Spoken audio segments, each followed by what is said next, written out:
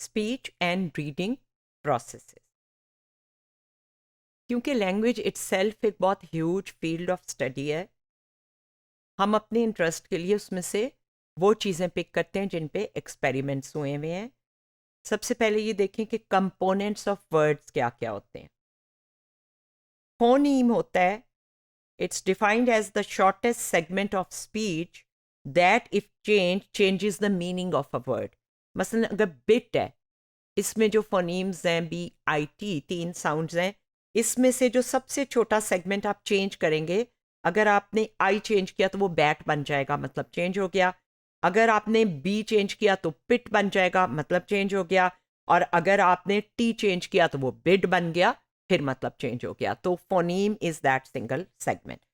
Morphemes are the smallest unit of language that have a definable meaning or a grammatical function. Table, टब, अल, ये एक morpheme. Bedroom, 2 morphemes हैं। In perceiving words the context is important. Context कैसे important होता है? ये experiment ये बताता है कि साउंड का जो स्टिमुलस लिसनर को प्रेजेंट किया गया, द साउंड में ये जुमला था, met with their respective legislatures। जहां पे एस की साउंड आती थी इन लेजिस्लेचर्स, उसको एक से मास्क किया गया था। यानी जब एस आने लगता था तो एक्सपेरिमेंटर की तरफ से एक होती थी, तो एक्चुअली उसके कान में खांसी की आवाज जाती थी, एस की नहीं। जब उनसे पूछा कि क्या सुना है, तो उन्होंने सुना था जुमला met with their respective legislatures। वो कह रहे थे हमने एस सुना है और हमने खांसी भी सुनी है।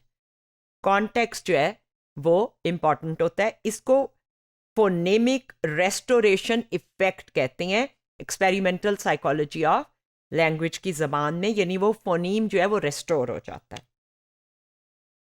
एक और एक्सपेरिमेंट जो स्पीच और रीडिंग प्रोसेसेस के हवाले से हुआ है, स्टिमुलस ए है, एक वर्ड है फोर्क, बी है एक सिंगल लेटर के, और सी एक नॉन वर्ड है RFOK जो कोई लफज नहीं है। पहले इनको ये फ्लैश करते हैं और उसके बाद दोबारा जब दिखाते हैं तो जिस जगह पे स्क्रीन पे वो वर्ड आया था वहां पे एक रैंडम पैटर्न जो है, ये रैंडम पैटर्न जो है वो अपीयर होता है।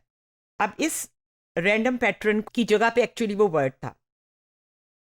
The participants pick the letter that was presented in the original stimulus. उन्हें कहा जाता है कि वो जो पहले लेटर था, वर्ड या लेटर, वो क्या था, वो के था या एम था। तो अगर उन्होंने के को आइडेंटिफाई करने में वो बहुत जल्दी से आइडेंटिफाई कर लेते हैं अगर उससे पहले फोर्क का लफज आया हो, ठीक है। उसकी वजह यह है कि जो वर्ड है वो सुपीरियर है, नॉन वर्ड कम है, और लेटर जो है वो उससे भी कम है। Semantics is the meaning of words and sentences, यानी अल्फाज और जुमलों के जो मानी और मतलब होते हैं उसे लैंग्वेज की स्टडी में सिमेंटिक्स कहते हैं। सिंटेक्स जो है वो ग्रामर के रूल है, कोई भी रूल जिसमें हम अल्फाज को जुमले में कंबाइन करते हैं। इसकी मिसाल ऐसे देखें कि अगर हम कहते हैं, एक जुमला है द कैट्स वोंट ईट, बिल्लियां खाना नहीं खाएंगी, उसको हम चेंज कर दे बिल्लियां खाना नहीं पकाएंगी, तो इसकी सिंटेक्स में यानी rule of combining words in sentences में कोई खराबी नहीं है। ये जुमला बिल्कुल ग्रामेटिकली दुरुस्त है, लेकिन इसका जो मीनिंग है वो बेतुका है।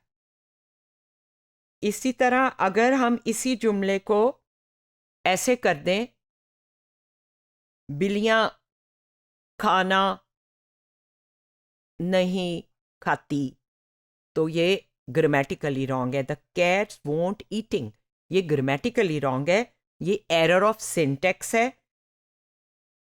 मतलब इसका हमें समझ आ जाए चाहे, लेकिन हम इसको इसकी क्योंकि ग्रामर ठीक नहीं, इसको सिंटेक्स की एरर कहेंगे।